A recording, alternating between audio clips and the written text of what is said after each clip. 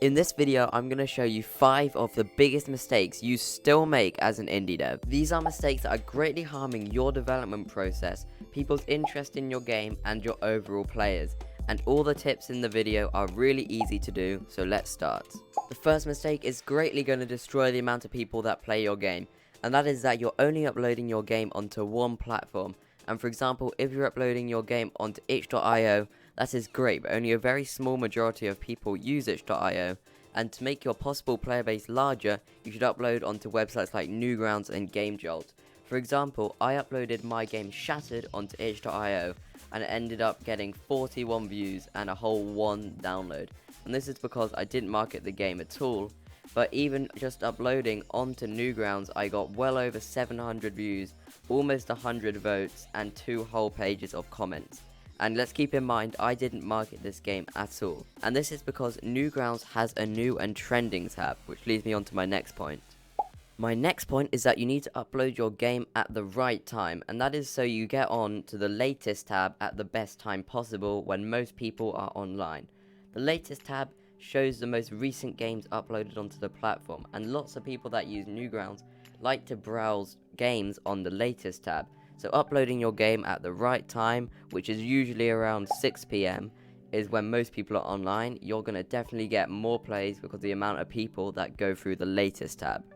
And another positive to uploading at the right time is if your game gets enough views, you'll get put on the featured games tab. And the featured games tab is pretty much like the recent, but your game will last here for much longer. It's pretty much Newgrounds' version of the new and trending tab from Steam. The next mistake is when people don't let their community be involved with development, and what I mean by this is when people don't do anything with their community with the game. So for example, when I was making my game called Grapture, I hosted a character contest where people on my Discord server competed to make a character for my game, and the winning character was able to be played in the finished game. This is good because it makes people much more excited for the release of your game. It makes them feel like they were part of development, and it can just be fun for the community.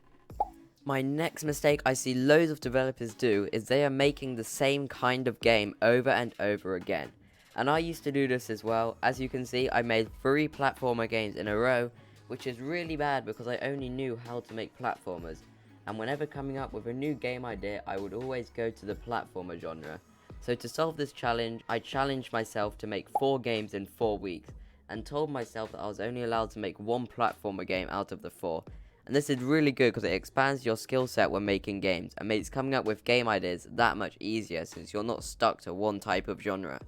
My next and final mistake I see people make, which is kind of similar to the one I was just talking about, is that you're not making the correct type of genre. And I've made a whole video on this topic, so if you want to go more in depth, I really recommend checking this video out. But to sum it up, how you find the correct genre to make is you want to look at what's trending, you want to look at what you're good at making, and you want to look at what you would enjoy making the most. So if you really want to check out more about this idea, go check out my other video I made on the subject. And there you have it. If you found any of the tips in this video helpful, please help me reach 1,000 subscribers by the end of the year, and I hope you enjoyed the video. I'll see you next time. Bye.